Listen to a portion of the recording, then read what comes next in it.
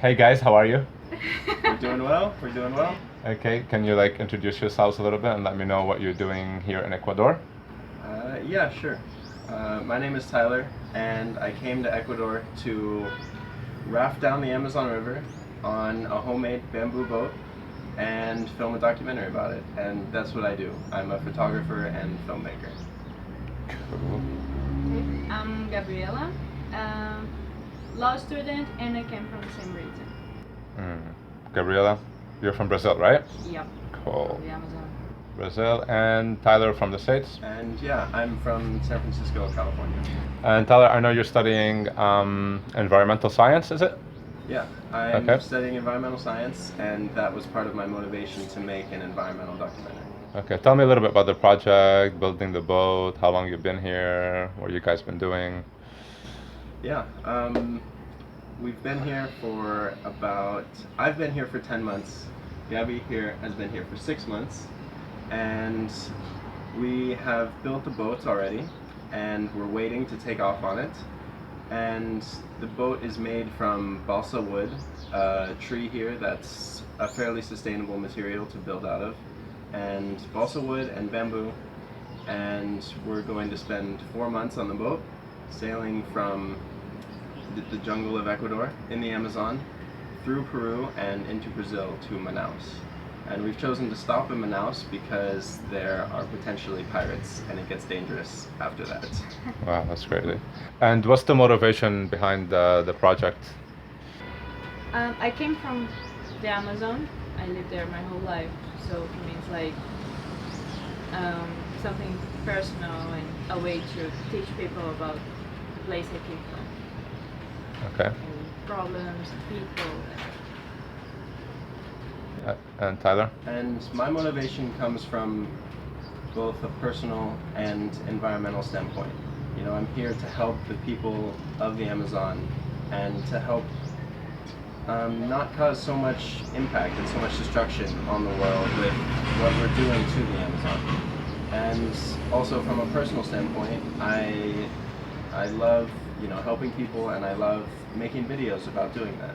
So yeah, that's why I'm here. What do you hope that it will achieve? Like, what's your ultimate goal from it? Well, in the documentary, we were hoping to cover things like indigenous rights, the health and contamination of the river, things about big oil, deforestation, and animal agriculture. And we're hoping to just shed some light on this to people who don't really know about the Amazon. People who maybe think the Amazon is this, you know, scary place that, you know, no one can live, it's inhospitable. But no, it's I mean, for the most part, it's a very productive and biodiverse place that the world needs to protect. So that's why we're making it. Okay, very good. I'm very proud of you guys. It's gonna be an amazing journey for sure. And what would you want to tell people out there about why they should protect the Amazon and why should they care at all? Yeah, we should protect the Amazon because a lot of our actions in the world that we might not realize are affecting other ecosystems in the world. We should protect the Amazon because it's something that all of us rely on. It's an ecosystem that if we were to lose, we could never get back, and it would change the diversity of the world forever. And in my opinion, we should try and cultivate diversity rather than, you know, exploiting diversity. You know, it's good to have as much differences in the world as possible. And I think differences lead to productivity and they lead to creativity. So yeah. You're speaking culturally, right? Yeah, culturally. And biologically, obviously, if we lose the Amazon, it's it break down like a lot of the ecosystems on the planet in general now.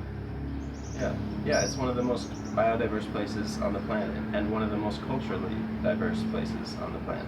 You know, there's so much different smaller ecosystems that have different life that's found nowhere. And also cultures and tribes and indigenous people that, you know, if they're lost forever, we lose their language, we lose their plant knowledge, we lose their knowledge of everything and their way of life and their lifestyle. And I think it's good to, help them live their lives and continue living their lives the way that they do. And why should people care about protecting the Amazon, Gabriela? Your home pretty much is right by there, so you have a lot to say. Besides being a beautiful place full of life and different cultures and different species and everything, I think it's time for humans to learn how to live in balance with nature. Because, I don't know, the way things are going right now is it's not really a good way to do things. So Yeah. No worries. I understand there's a language barrier as well, but you can say it in Portuguese. Can say in Portuguese if Yeah. you want. That would be really cool, actually. Ok. Então, mesmo brasileiros não sabem muito bem sobre a Amazônia, então é importante, além de ensinar as pessoas sobre toda a riqueza que existe ali, também é um jeito de chamar a atenção de todo mundo, do mundo inteiro, para acordar sobre sobre o impacto que a gente causa em diferentes ecossistemas, não só na Amazônia, como em florestas no mundo inteiro, oceanos e todas as outras coisas. Então, é importante para a gente aprender a viver em harmonia com o meio ambiente. Já está na hora, acredito. O nosso planeta não aguenta muito mais tempo de consumo demasiado e poluição e tantas outras coisas. Okay, and Tyler, so in your studies in school, you're still doing your environmental science degree right now, right? Yes, I've actually taken some time off of school right now to pursue this project, and when it's over, I will go back to school. I have about another year left. Okay, and then from your studies, how does it look for our future on the planet from all the environmental problems? Is it looking How does the good, future look? bad, and if it's looking bad, why should we stay hopeful and try to fight to keep it to save our environment, basically? Yeah, okay. The future right now is, I think it's frankly looking not so good. I think there are a lot of people that say, it's over, we ruined the earth, all this stuff, but it's not as bad as it could be, and of course it's not as good as it could be. There are a lot of things that I think people don't know, and I think I think the news and things like this aren't educating the people on how to take care of the planet.